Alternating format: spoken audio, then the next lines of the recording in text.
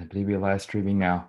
Hi everyone, this is Mech, VP of Quality, and this is the group conversation for the quality department. As always, we provided a link to the slides and also an overview of the key review earlier. We can go ahead and take questions and then also give time to people to digest the slides.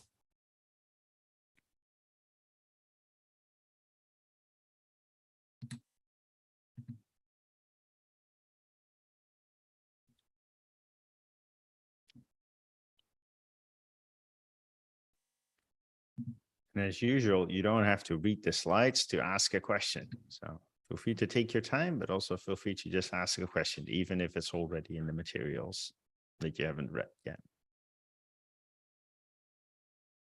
Hey, I'll start with the first one while I type it in the document. Meg, a question for you regarding resident contributors. Could you just internally advertise a bit more, like where to contribute, which are the Slack channels, which are the documents issues? Because I have found one document, but I don't know where else are things happening. So the question is where to follow and contribute to the resident contributors program. Thanks.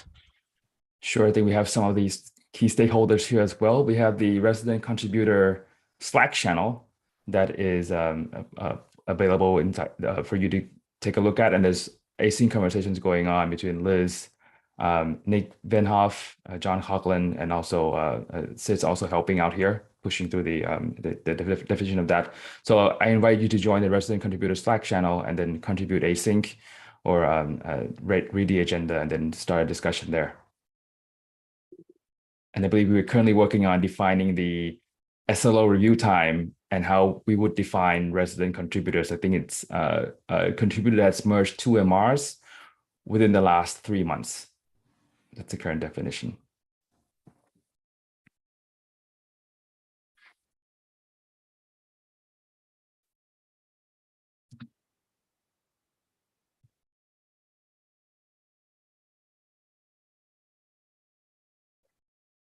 Tim, you have number 2. Would you like to vocalize? Absolutely. I've been encouraged to continue to see the work that is being done for the GitLab Environment Toolkit. What I've recognized is people that don't know about the GitLab Environment Toolkit don't advertise it, which makes sense, right? But we have a lot of people within the customer success organization that still are unaware that GitLab Environment Toolkit is a thing. And I was curious, where does getting the GitLab Environment Toolkit documentation into the docs site fall in terms of priority? Yeah, great question. Before we have been focused on the AWS reference architectures for Get, and that's been the foundation for a lot of the key business initiatives on our side. Documentation is something we have to pick back up, and this could be something we could do for next quarter's OKRs. We are working with with Sharad on making the decision tree more clear on top of the reference architectures page, and that's something we want to take on this quarter as a late addition to the OKRs. But definitely, we should be aligning more on Get and self-managed excellence in the coming quarters. That's something we haven't. We need to pick back up again. And there are 2 channels for this. I believe there's one for reference architectures, and then another just dedicated for Get and the tooling itself. Thank you.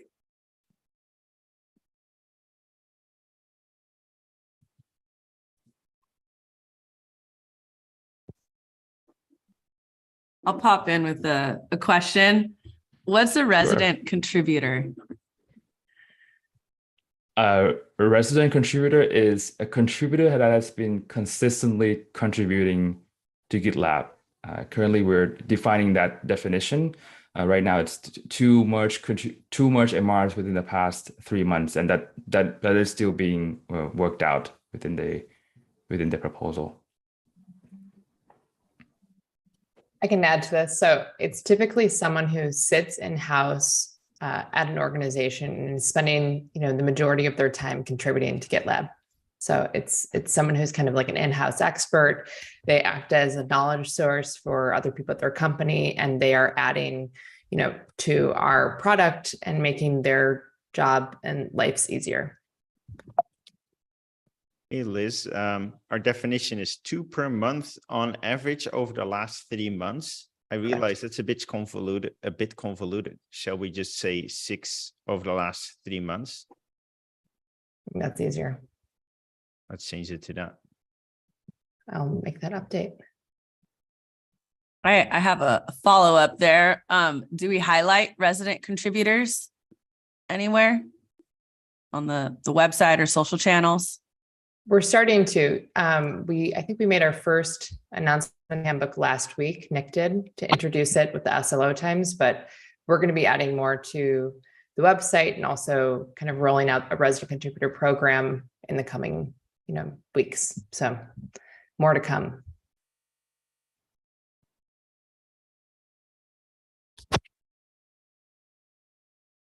Thank you, Liz. And just want to shout out that Nick is also helping to identify them faster in MRs via labeling or other means to make sure that we meet the SLO time and make sure that the community and us know that these contributors are resident contributors.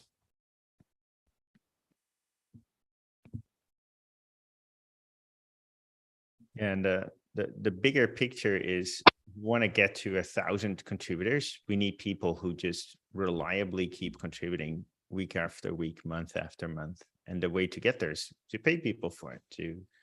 But we want those people to work at our customers so that when the customer has a need, they can quickly address that. They can kind of serve as a local knowledge source. They know really what the company needs and what they have all the local context, and it's easy for them to collaborate with them.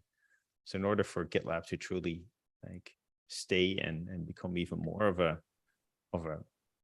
project of everyone together, everyone can contribute, we want to kind of highlight this concept of, yes, you had like 50 people working on your DIY DevOps before, 90% of them can move on, but maybe keep 5 people and have them be resident contributors, because DevOps is super complex and you need the in-house knowledge, and you need to be able to respond fast if you need a change, and you need the internal context.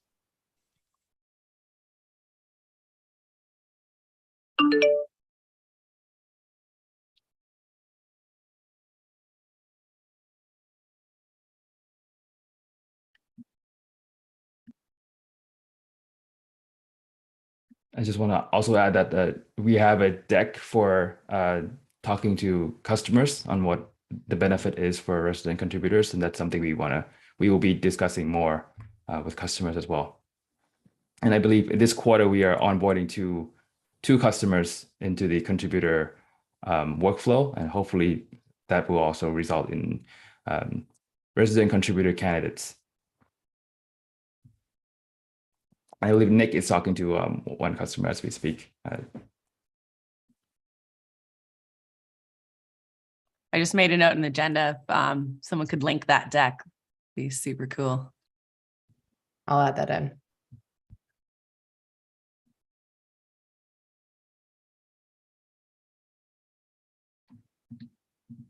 Will the CI/CD catalog count towards contributor contributions and MRARR or R? Great question, Tim. Is this being contributed by our team, or is it by the wider community? So I think the general premise is in order to allow people to build CI/CD constructs that can then be applied across multiple use cases, let's create a packaging mechanism for our CI/CD kind of playbooks that then can be shared and versioned and have all of the necessary assets. So it's, I think it's probably in competing with some of what our competitors already offer today.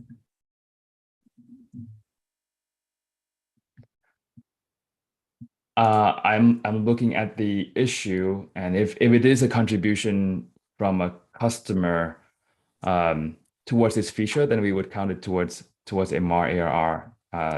So sorry, thank you for the clarification there.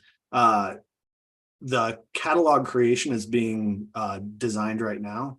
Once the catalog is created, which is internally built and designed, once it's created, will contributions to this catalog be counting towards our MRR?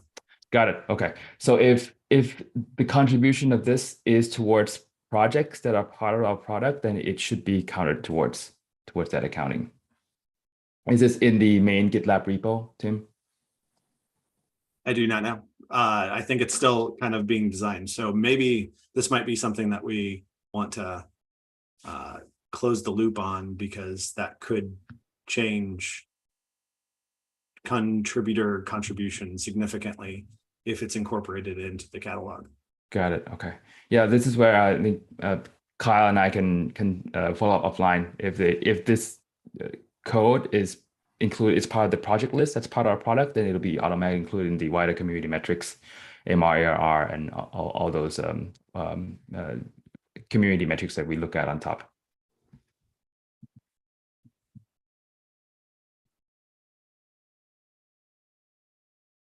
Shri, I believe Right. you have. Yes. Yeah. Go ahead, Shri. Liz has answered it, but I'll just go through the motion of asking it. So this was prompted by Tim's question around the CI/CD catalog. So the question is, are we opening up the resident contributor program to our alliance partners as well? Usually tech partners who have products of their own, and they'll be interested in integration. So I believe there's an answer for this, but I'll let you verbalize. Yeah, I think, we're encouraging not just customers to participate in this. I think we need to talk to the team about alliance partners, but the idea is that the more people we have in-house working on GitLab full-time, the better. And hopefully that'll encourage, people to convert to customers.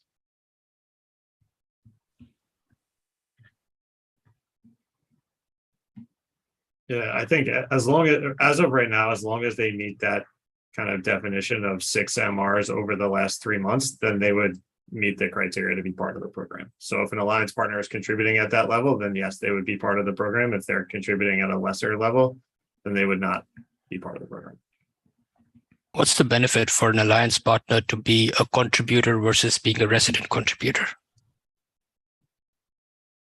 I can take that one. So right now we're working on a tighter SLO for resident contributors. I think there's other things like some kind of pre-development assurances and things that we've heard people asking for. Those are still being kind of, developed. This is still a super early kind of, project. And so if there were specific things that alliance partners, would be interested in order to encourage them to contribute more, we'd love to hear about that. Yeah, I mean, the way I see it, if it is a technical partner with a product of their own, integration or contributing to GitLab is a source of, customer adoption for their product, right? We're offering them tremendous value by allowing GitLab.com users to use their product in a smooth and easy way. So I think there's a lot of value there. Maybe this is the wrong question from my part. Maybe the resident contributor program was for customers, or was designed for customers, while we are open to and attracting contributors from partners as well. So maybe this is the wrong program to target. Maybe it's not, I don't know.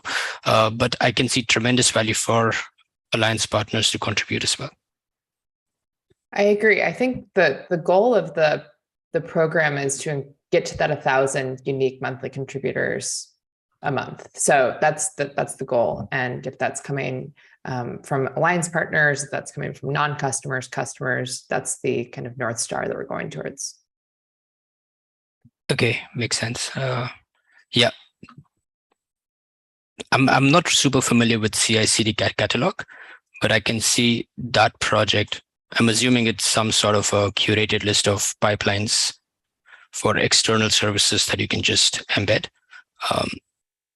But I think that can be a great source of contributions from partners.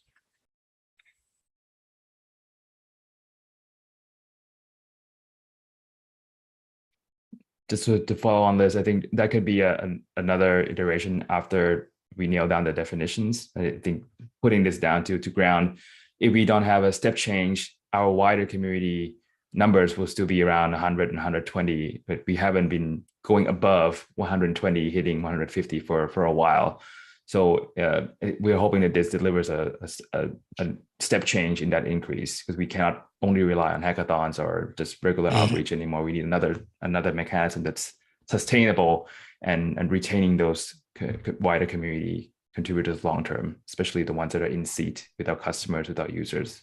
Yeah, makes sense. The good thing about partner contributors is that as they release new product versions, they are incentivized by themselves to update their contributions as well. So it's a nice source of recurring contributions, I believe. Again, needs to be tested, but yeah.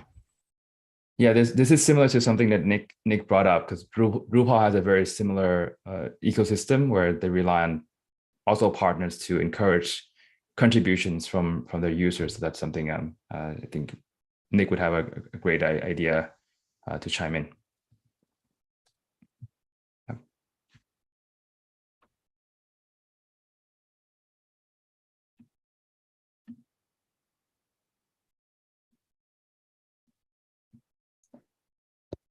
Just another question about the CI/CD catalog.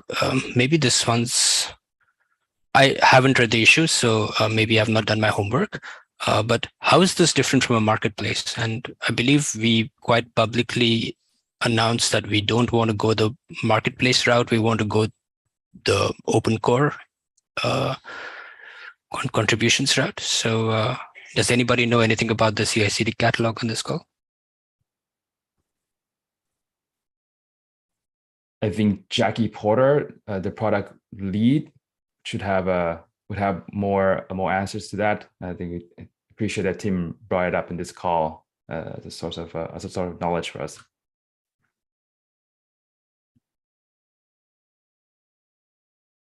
And I don't know the answer, Sri. I believe it's in the group's pipeline authoring group, and that would be Jackie Porter would be the best person to discuss this with.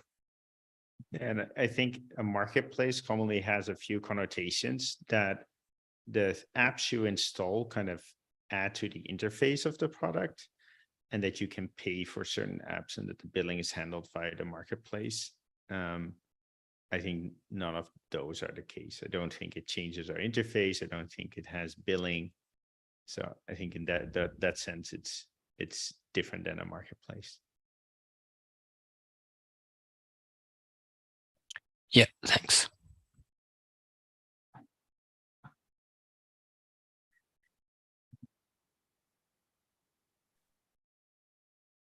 Mech, I have a question. Were Sure. you how do you feel about Mech, the program, managing so that everyone can contribute? And were you a part of the creation of the name? No, I was not, and it is still confusing to today when which Mech we're talking about. I thought the program was great. It was a great refresher to our core values. And when you're in the business rhythm, I've been here for 4.5 years. You tend to need a refresher on some of those, and it was really good condensed material and a good way to advertise to the world how we work. A lot of other popular programs or things that were trendy in the 80s were pretty descriptive, like Six Sigma and total quality management. So we're considering a more descriptive name, something like decision discipline, for example. So we're open to both suggestions for names and feedback on decision discipline. I can always step aside to have Mech be the MECC, and people just can call me MEK. So we can give the namespace for that program.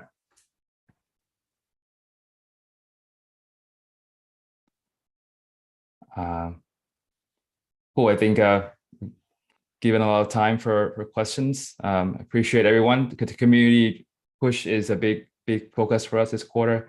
And if you have any other questions, please do jump in quality and ask. And we're always here to help and provide clarity. Have a good rest of the day. Thank you very much for joining for the group conversation.